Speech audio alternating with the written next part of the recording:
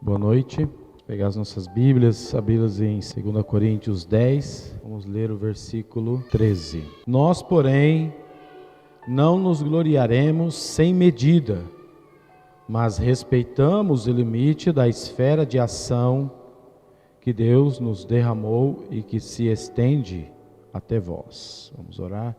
Senhor Deus, agradecemos ao Senhor por essa noite, podemos nos reunir nesse local, para lembrarmos aquilo que o Senhor tem feito por nós, através das nossas orações, através dos cânticos, e nesse momento também pedimos que o Teu Espírito Santo nos ajude, nos iluminando, para entendermos a Tua Palavra, para sabermos como devemos nos portar como cristãos que obedecem o Senhor.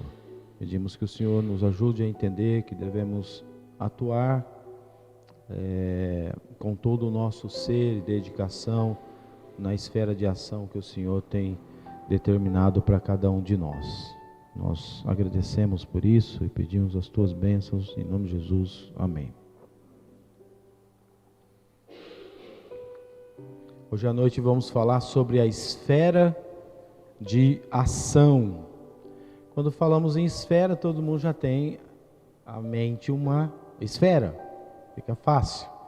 Esfera é uma superfície esférica fechada e que tem todos os seus pontos à mesma distância de um ponto em seu interior. Aí se forma uma esfera, não importa para todo lado que você medir, o centro até o seu limite vai ter a mesma medida. Existem vários tipos de esferas. Muitas são limitadas a um determinado tamanho e não pode expandir. Nós conhecemos a bolinha de gude, uma esfera de vidro, bolinha de ferro, de rolemã. Elas são limitadas àquele tamanho. Nós sabemos que elas ficam daquele tamanho, não expandem, não aumentam. Existem esferas que podem expandir. Nós sabemos que tem algumas que são elásticas, como a bola, e essa esfera pode expandir, expandir e expandir, mas também não pode passar do limite, porque se você encher demais uma bola, vai passar do seu limite e ela vai estourar. Então, o ser humano também possui os seus limites. Nós seríamos como aquele ponto interior, bem no meio de alguma coisa, e temos um limite. Não importa para o lado que vamos, temos um limite. O único ser que não tem limites é Deus. Ele é ilimitado, ele não fica limitado a uma esfera. Ele vai muito além. Nós somos tão limitados que é difícil até compreender como pode existir um ser que não tem limites, porque tudo que nós pensamos tem fim, tem um limite. A gente não consegue imaginar como Deus pode existir sendo alguém sem limites. Justamente por não ter limites, é que Ele pode limitar nossa esfera de ação. Só um ser que não é atingido pelo limite que pode fazer isso. Ele de fato pode determinar os limites dos seres humanos. Então nessa passagem nós podemos ver características da esfera de ação que nós somos capacitados. Porque como cristãos, nós somos chamados por Deus para um propósito. Deus não faz as coisas sem propósito. Deus tem um propósito para tudo, seus eternos propósitos. Lá no final nós vamos ver que tudo vai ser de acordo com a vontade dele. Isso no plano final. Mas nas nossas vidas também. Ele tem um plano, ele tem um propósito, e nós somos capacitados para trabalhar dentro desse propósito que Ele nos capacita, que seria a nossa esfera de ação, até onde nós podemos ir. Nós não devemos ultrapassar, mas pelo menos devemos ir até o limite, porque Deus nos capacita para cumprirmos bem o nosso papel dentro da nossa esfera de ação. Eu lembro quando jovem, teve um programa chamado Divertástico, e a atração principal desse programa, porque a ideia é unir as palavras diversão com fantástico, por isso que o Divertástico, diversões fantásticas. Então tinha que ser diferente as brincadeiras e os jogos. Então a atração principal era uma bola enorme chamada Big Ball, era maior do que a gente, então a gente não conseguia, passar por cima dela. Então os jogos eram feitos com essa bola. Então jogar futebol era difícil num gol de futebol de salão ela entrar. Então, como não tinha como chutar, então os times tinham que empurrar essa bola. Então um lado empurrava e o outro empurrava, e ficava todo mundo tentando fazer gol. Jogar vôlei com ela, com a mão não tinha jeito, a gente tinha que ficar deitado e jogava com os pés. E eu lembro que foi um americano que trouxe, e ele na época falou assim, essa bola é muito perigosa, não levante a cabeça de jeito nenhum, porque você fica jogando deitado, então você não está vendo o que está acontecendo. Então a hora que a bola chegasse no teu rumo, você mandava o pé. Então ele não levante a cabeça, mas a gente ficava agoniado com o negócio acontecendo e o medo daquela bola vir em cima. Porque ele falou, se você levantar a cabeça e ela te bater na cabeça, pode machucar. Mas alguns não resistiam e levantavam a cabeça para ver o que estava acontecendo. Não vou dizer que eu fui um deles. E a hora que a bola vinha, batia mesmo e mandava o coco da gente com tudo na quadra. Porque era uma bola muito grande e pesada. Essa é a atração principal. A capacidade elástica daquela bola era muito maior do que qualquer outra bola comum. Por isso que ela era tão grande daquele jeito. Mas poucas bolas são assim. Tanto é que a gente não encontra um Big Ball aí, todos os dias. É difícil. Na verdade, eu até gostaria de ter uma, para a gente poder fazer algumas brincadeiras com os jovens e com as crianças. Mas é difícil conseguir. O mesmo acontece com o ser humano. Nem todos conseguem ser Big Balls.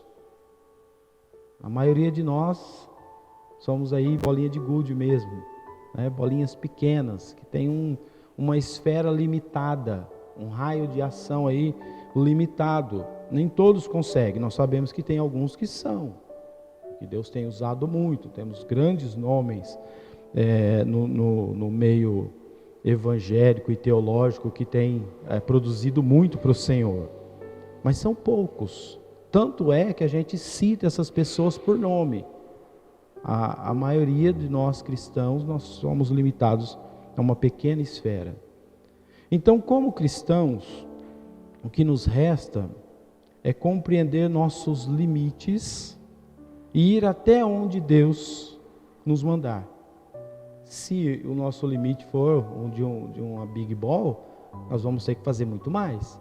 Mas se o nosso limite é pequenininho, nós vamos fazer aquilo ali, porque foi aquilo ali que Ele quis e determinou para nós. Esse é o propósito dele para as nossas vidas. Então, falando em esfera de ação, essa é a ideia, até onde que nós podemos ir. Nós vamos ver algumas características dessa esfera de ação, é claro, usando aqui a vida do apóstolo Paulo. No versículo 13, a primeira característica é quanto à sua extensão. Diz assim: nós, porém, não nos gloriaremos sem medida, mas respeitamos o limite da esfera de ação que Deus nos demarcou e que se estende até vós. Aqui ele reconhecia claramente que Deus tinha demarcado para ele uma esfera de ação e que ele tinha que cumprir aquele propósito. E aquela esfera, no caso, chegava até os coríntios. Diferente dos seus acusadores, cuja vanglória não tinha limites, a vanglória dos acusadores dele ia além da esfera de atuação deles. Paulo diferente deles, limitava a sua glória àquilo que se encontrava dentro da esfera do serviço que Deus demarcara para ele. Deus tinha o chamado, deu um propósito para ele era para pregar o evangelho, principalmente aos gentios, e era o que ele estava fazendo, e ele se limitava a sua glória dentro dessa esfera. Os falsos mestres, eles eram intrusos lá em Corinto, e haviam usurpado a autoridade. Eles queriam impor, falar que eles tinham autoridade que o apóstolo Paulo não tinha. Mas a autoridade de Paulo vinha de Deus. E porque Deus que o havia autorizado para atuar naquela esfera de ação, autorizado para ir para Corinto. O crente, olhando para as nossas vidas, o crente tem que atuar dentro do seu campo de trabalho, dentro da sua esfera de ação. Todo crente tem uma esfera de ação e tem que atuar. Você tem que ir até o limite que você pode ir. Não devemos ir além das nossas capacidades. Por outro lado, tentar fazer mais do que nós somos capazes para fazer, pode acontecer uma catástrofe. Nós podemos ficar ao ponto de explodir como uma bola que está sendo, foi enchida demais. Então nós temos que ir até o limite, até a nossa capacidade e entender qual é o limite que Deus colocou para nós. Mas, uma vez que entendemos isso, vamos até esse limite. Não importa o que vai acontecer, como vai ser, o que vai custar, mas nós vamos até o limite. O problema é que muitos de nós somos como bolinhas de gude. E a esfera da bolinha de gude, ela é pouquinha. Mas só que ninguém chega nesse limite. Fica lá no miolinho dela. Não faz nem o básico. Porque você não precisa ser um big ball para servir a Deus e agradar a Deus. Você agrada a Deus quando faz aquilo que Ele quer que você faz. Se Ele te deu uma esfera de ação pequena, faz até aquele limite que Ele te deu. O problema é que tem alguns que não vão até o limite. Ficam só no início, não vão para os limites, para todos os lados. Porque quando a gente olha uma esfera, tem os limites para cima, para baixo, para o lado, para todos os lados possíveis. E tem alguns, quando vão um pouquinho além do limite do centro, vai para um lado só. Esquece de ir para baixo, para a esquerda, para a direita, fica atuando só numa certa linha. Mas lembra, a esfera de ação, ela vai abranger muitos lados. E nós temos que procurar atingir todos os limites. E a primeira característica, então, que nós vimos, é essa extensão. Temos que saber até onde ela vai. Hoje em dia, temos condição de alcançar pessoas por vários meios.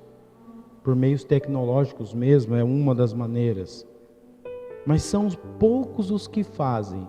Porque uma coisa é certa, se tem uma das coisas que você foi chamado para fazer, é falar do Evangelho para as pessoas. Ide, portanto, fazei discípulos a todas as criaturas. Da mesma forma que você se converteu, a Bíblia fala que você tem que também falar da tua conversão para outras pessoas.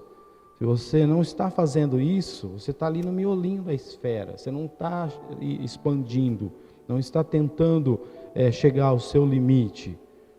E às vezes tem desculpa, mas é porque eu não sei falar, porque eu tenho vergonha, porque tem outra pessoa que é mais capacitada. E todas são desculpas, porque se você se converteu, você recebeu o Evangelho, você sabe muito bem falar como que você se converteu e apresentar o Evangelho para a pessoa. Mas além disso, existem outras coisas que você pode fazer. Os meios tecnológicos que nós temos. Você pode, por exemplo, compartilhar versículos, pode compartilhar, nós temos aqui os vídeos que estão sendo gravados, tem como compartilhar, não é uma coisa que muitos sabem, Porque se falar que não sabe, né, a gente vê pelo Facebook quantos que conseguem compartilhar, e pelo WhatsApp que conseguem compartilhar as coisas que gostam. Então por que não compartilhar a palavra de Deus também? Por que não ir fazer um pouco mais? Ir além daquele pequeno ponto que você está. Mas nós sabemos que muitos não fazem. Na igreja é um grupinho pequeno, que tem várias esferinhas, que estão atingindo o limite dessas esferinhas. Se todos estivessem trabalhando, a igreja com certeza cresceria muito mais, evangelizaria muito mais, enviaria muito mais missionários para fora, sustentaria muito mais missionários. Seria uma igreja muito maior, que iria orar muito mais pelas pessoas, mas ficam limitados ao miolinho da esfera. Qual que seria a razão? Por que ficaríamos limitados? Medo? Talvez seria medo, mas o cristão não deve ter medo, não tem um espírito de covardia, muito pelo contrário, tem um Espírito Santo. Vergonha, falta de conhecimento.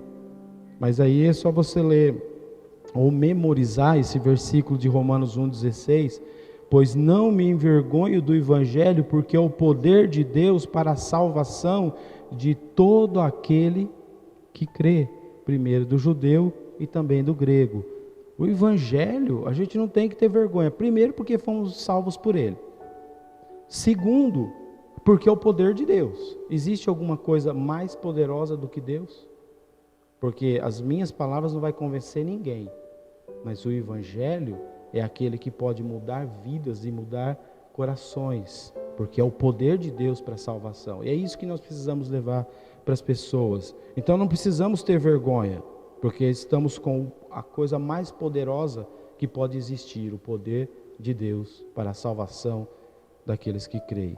E para quem? Tanto para o judeu quanto para o grego, ou seja, para todas as pessoas do mundo. Tanto para as pessoas aqui que estão perto de nós, como para outras pessoas, nós devemos procurar fazer a nossa parte e não nos envergonhar. Essa é a primeira característica, extensão da esfera. Até onde vai? Dentro da tua esfera de ação, porque o Senhor tem uma esfera de ação para você, um campo de trabalho para você. Até onde você está indo? A segunda característica é, quanto ao seu exercício, nos versículos 14 e 15, que diz, porque não ultrapassamos os nossos limites, como se não devêssemos chegar até vós, posto que já chegamos até vós com o Evangelho de Cristo, não nos gloriando fora de medida nos trabalhos alheios, e tendo a esperança de que, crescendo a vossa fé, seremos sobremaneira engrandecidos entre vós, dentro da nossa esfera de ação. Mais uma vez aqui ele citando a esfera de ação. Quando Paulo chegou a Corinto, ele não ultrapassou os limites, ele estava dentro dos limites propostos por Deus. Aqui a linguagem dá a ideia de uma corrida na qual cada participante fica dentro da sua faixa. Aquela corrida, quando você vê uma corrida de atletismo, tem a sua faixa, ninguém fica atrapalhando, entrando na faixa do outro, tem os limites daquela corrida. E a faixa de Paulo levava a Corinto. Os que vieram mais tarde eram intrusos naquela cidade. Olha o que diz, posto que já chegamos até vós, que poderia ter sido traduzido, posto que fomos os primeiros a chegar até vós. Ou seja, ele foi o primeiro a pregar o Evangelho àqueles daquela cidade. E os falsos mestres estavam desqualificados, porque eles transpassaram os limites estabelecidos para Paulo. Era costume dele, do apóstolo Paulo, não ir para lugares que outros já tinham pregado o Evangelho. Ele sempre procurava ir para lugares novos, lugares que as pessoas já não estavam fazendo. Olha o que ele diz em Romanos: esforçando-me deste modo por pregar o evangelho, não onde Cristo já for anunciado, para não edificar sobre fundamento alheio. Então, ele sabia até onde que ele tinha que ir, e ele procurava ir naqueles lugares que as pessoas não estavam evangelizando, e ali aquelas pessoas precisavam ouvir o evangelho. Uma vez que ele foi o primeiro a ir a Coríntio, tinha então uma reivindicação a fazer a eles.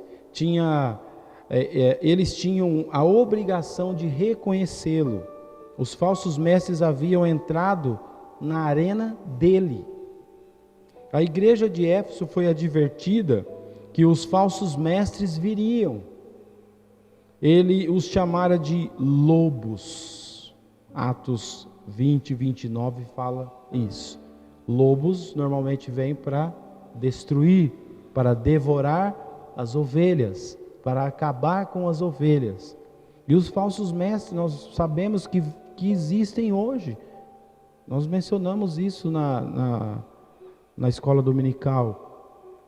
Muitos estão disfarçados de ovelhas, pregando um falso evangelho, usando a Bíblia, usando o nome de Deus, de Jesus, usando a igreja para poder enganar pessoas e devorar as ovelhas.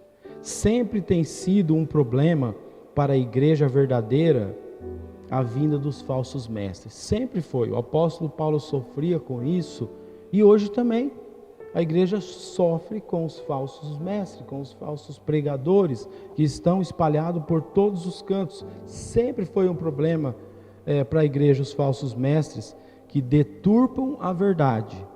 Eles parecem que estão pregando a Bíblia, eles usam versículos da Bíblia, eles usam a Bíblia inteira, eles usam até textos originais, eles procuram convencer as pessoas de que eles são sinceros e de que eles estão pregando a verdade mesmo, mas somente para confundir as pessoas. São lobos. Eles operam onde outras já estão trabalhando. Essa é uma característica. Você pode observar, se for uma religião, uma igreja, um grupo que procura pescar em aquário, que é o que nós chamamos, né, de chamar pessoas que já estão numa igreja para ir para a igreja deles. Pessoas que atuam desse jeito têm uma característica aí de falsos mestres, porque eles chamam para a igreja deles falando que é a igreja correta, que prega a verdadeira palavra e que tem que ir para lá.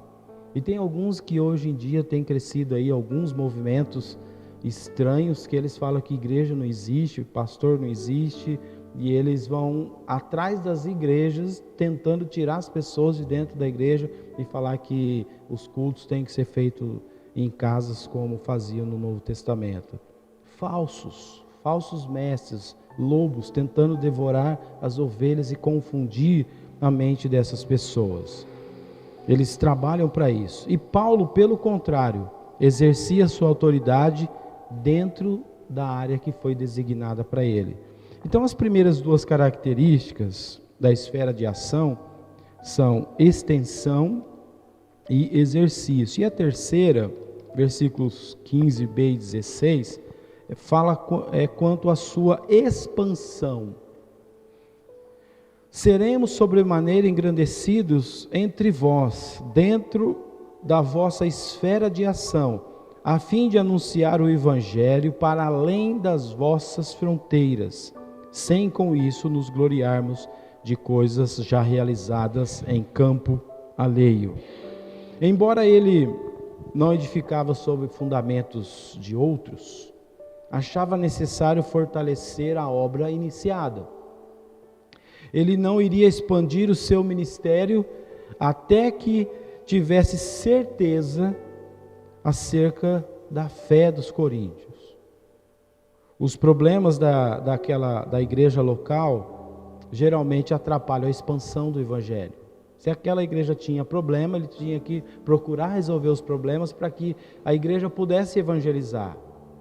A igreja, de fato, ela existe para expandir, para crescer, para desenvolver. A igreja é um organismo vivo. Por quê? É fruto do Deus vivo. É a igreja do Deus vivo. E que as pessoas que estavam mortas se converteram e passaram a ter vida. Então, a igreja é composta por pessoas vivas. Então, é um organismo vivo. E organismos vivos crescem. Não ficam raquíticos, não ficam estagnados. Você vê algum tipo de planta, animal, ou ser humano mesmo, que não está desenvolvendo, é porque está com algum problema. Então, se a igreja não cresce, ela está estagnada, ela está parada, tem algum problema. O evangelho não está expandindo, e nós temos que expandir. Para isso, cada um de nós, tendo a esfera de ação, temos que ir até o limite que Deus determinou para nós. Se cada um fizer a sua parte, com certeza o evangelho vai expandir e a igreja vai crescer. A preocupação aqui era que a fé dos coríntios crescesse, porque quando a fé cresce, automaticamente eles entendem a esfera de ação que tem e começam a trabalhar para o Senhor. Por outro lado, uma vez resolvido o problema em Corinto, uma vez fortalecida a fé, ele ampliaria então o campo, além, ele diz aí no versículo, das vossas fronteiras. Então ali ele estava indo até o limite, Deus tinha determinado para ele até aquele momento, mas uma vez que eles estivessem prontos para desenvolver a fé, ele iria para outros campos, a fim de incluir outros naquela esfera de ação que Deus tinha colocado para ele. Exatamente a que lugar ele está se referindo para outras fronteiras, nós não sabemos. Atos 19, 21 declara, depois de visitar a Macedônia e a Acaia no caso, Corinto ficava na Acaia, Paulo se propôs a ir a Jerusalém e então disse, importa-me ver também Roma. Aos romanos ele escreveu, passando por aí, irei à Espanha. Provavelmente Paulo tinha Roma e Espanha em mente quando escreveu esse versículo 16, e além das fronteiras. Mas onde quer que fosse, seu território seria um território virgem, um território que ainda pessoas não tinham ido para pregar o evangelho. Pois Paulo era um missionário pioneiro, e ele não pregava o evangelho onde outros já estivessem trabalhando. De fato, como cristãos, como igreja, nós temos que ser éticos e procurar lugares onde o evangelho não está sendo pregado. Nós, como igreja, deveríamos ter uma congregação. Na verdade, pela idade que nós temos como igreja, deveria ter mais do que uma congregação. Tem igrejas mais novas que nós que tem mais do que uma congregação. E ainda nós não temos uma congregação. O que seria uma congregação? O início de um outro trabalho, de uma outra igreja em um outro bairro.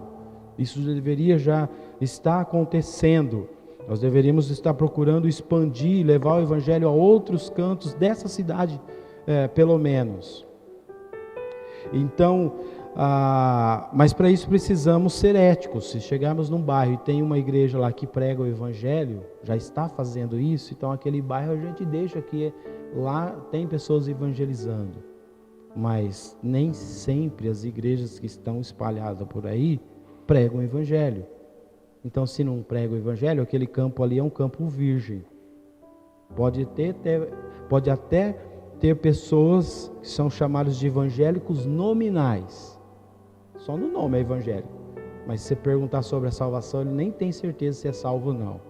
Então, nesse caso, nós podemos ir para lugares assim. Existem ainda muitos campos virgens, apesar de tantas igrejas evangélicas espalhadas por aí. Então, parte da nossa esfera de ação, além da extensão, do exercício, temos que expandir. E a quarta característica, para a gente concluir, fica nos versículos 17 e 18, que diz: aquele, porém, que se gloria, glorie-se no Senhor, porque não é aprovado quem a si mesmo se louva, e sim aquele a quem o Senhor louva. Paulo fora forçado a se gloriar-se. Ele usou a palavra gloriar-se muitas vezes nessa sessão. Seus oponentes tinham feito reivindicações extravagantes, mas ele evitou a autoglorificação e preferia gloriar-se em quem? No Senhor. Porque se alguém vai se gloriar-se, não glorie-se em si mesmo, mas sim no Senhor. Às vezes a linha entre o gloriarmos-nos em nós mesmos e no Senhor é muito estreita. O ser humano tem uma dificuldade muito grande com essa questão do orgulho. Muitas vezes nós temos a tendência de achar que nós estamos fazendo uma determinada coisa para o Senhor de acordo com a nossa capacidade. Então alguém que evangeliza, mas é porque eu tenho uma capacidade de argumentação maior do que a dos outros. Então é uma linha muito estreita. Mas se alguém vai se gloriar, lembre, tem que se gloriar no Senhor, porque não existe uma pessoa convertida na face da terra que foi obra humana, que foi porque alguém pregou bem o Evangelho. Mas todas as pessoas que se converteram foi um milagre, foi por Deus, foi porque o Espírito Santo convenceu. Existem pessoas que se converteram lendo folheto, pessoas que se converteram lendo a Bíblia, pessoas que se converteram ouvindo rádio, pessoas que se converteram ouvindo pregação, pessoas que se converteram com um irmão que simplesmente foi lá e compartilhou o seu testemunho. Mas todas elas ouviram o Evangelho e a palavra do Senhor e foram convencidas pelo Espírito Santo. Então, não tem como alguém se gloriar pelo trabalho que faz pelo Senhor, porque toda a obra do Senhor que nós fazemos porque Ele nos capacita. Se nós chegamos ao nosso limite máximo da nossa esfera de ação, só chegamos lá porque o Senhor nos permite, porque Ele nos capacitou, porque primeiro Ele nos chamou e depois nos capacitou. Então, se um dia você chegar a ser um big ball, ter uma grande esfera de ação por Deus, lembre-se, não é pelo que você é, e sim pelo que Deus é, pela grandeza dEle, e Ele quis usar e fazer com que você tivesse uma esfera de ação muito maior. Então, às vezes, é uma linha muito estreita e temos que tomar cuidado para não nos gloriarmos no lugar do Senhor. Somos constantemente tentados a nos gloriar em nós mesmos. Isso é uma tentação muito grande. Em Jeremias 9, 23 e 24 lemos: assim diz o Senhor, não se glorie o sábio na sua sabedoria, nem o forte na sua força, nem o rico nas suas riquezas, mas o que se gloriar, glorie-se nisto, em me conhecer e saber que eu sou o Senhor e faço misericórdia, juízo e justiça na terra, porque destas coisas me agrado, diz o Senhor. Em nada nós podemos nos gloriar, seja sabedoria, seja força, seja dinheiro, seja qualquer coisa, porque tudo que temos provém do Senhor. Então, altos elogios não têm significado, devem ser considerados com suspeitas. Se você perceber alguém se autoelogiando muito, eu fiz isso, eu fiz aquilo, olha como que eu sou muito bonito, como sou muito inteligente, como sou muito isso e aquilo, olha com suspeita essa pessoa. Altos elogios não têm significado, são uma desqualificação. Eu aprendi essa lição bem cedo, logo quando me converti. Quando jovem jogava bola, aí uma vez tinha eu e um outro rapaz da igreja, e nunca colocava a gente junto, era para um lado e outro para o outro, e aí um dia eu lá jogando, eu fui o artilheiro do meu time, e o Valdecir foi o artilheiro do time dele, né? E falando isso. Aí depois à noite, na pregação, eu vi o pastor falando, as pessoas não podem ficar se elogiando, se vangloriando, falando que é isso e é aquilo. E eu pensei bem, mas isso aí serviu para mim, né? Ontem teve um jogo, eu estava lá todo, como que deu certinho para mim? É claro que foi direcionado aquilo ali, né? Para aprender desde cedo a humildade.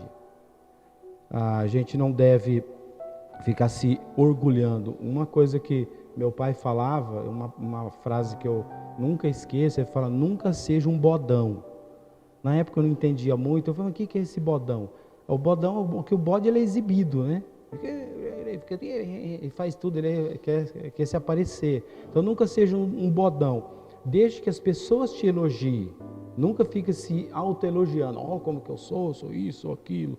Então nunca seja um bodão. E essa lição eu aprendi realmente com o tempo, porque de fato isso é errado da nossa parte.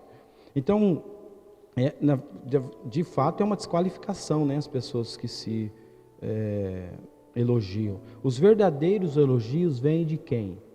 Do Senhor. Esse é o que importa. Porque muitas vezes nós queremos elogio das pessoas também.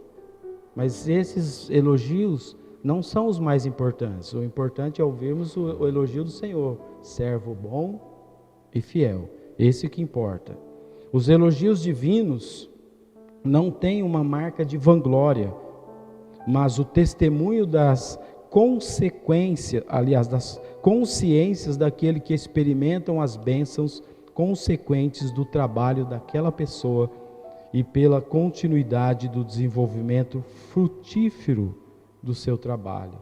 Então é evidente que o apóstolo Paulo, ele tinha a recomendação ou a aprovação do Senhor, e que os falsos mestres não a tinham, apesar de suas reivindicações.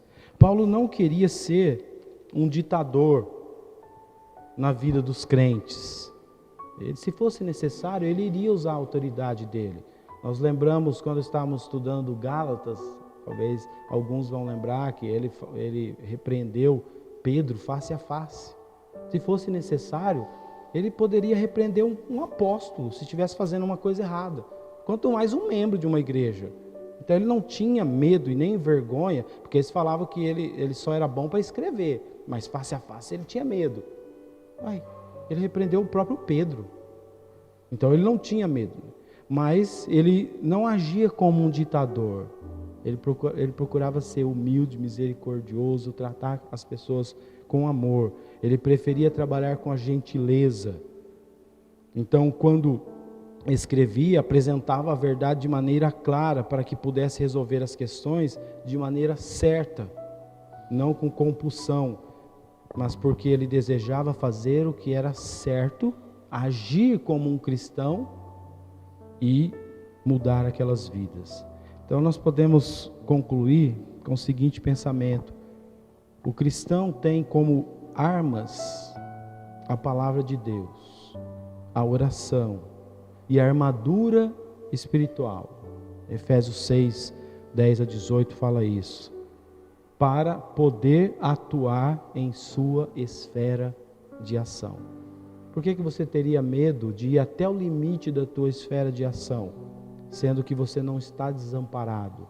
O próprio Senhor diz: eis que estarei convosco todos os dias até a consumação do século. Temos as armas necessárias para servi-lo fielmente. Então por que não atuar na nossa esfera de ação? Seria por medo? Seria por preguiça? Seria por falta de vontade? Seria por falta de agradecimento pela salvação que tem? Qual seria o motivo? Não temos. Se formos olhar, não temos motivo. A hora que comparamos com a imensa dívida que foi paga e que nunca iríamos pagar, mas foi paga pelo sacrifício de Cristo na cruz. Então todo o nosso esforço e sacrifício para atuarmos bem dentro da nossa esfera de ação é o mínimo que nós, como crentes, devemos fazer.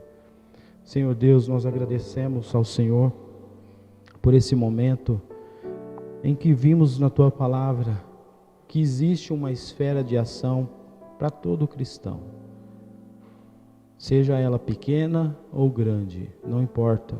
O que importa é que estejamos fazendo a vontade do Senhor. O tamanho da esfera é o Senhor que determina.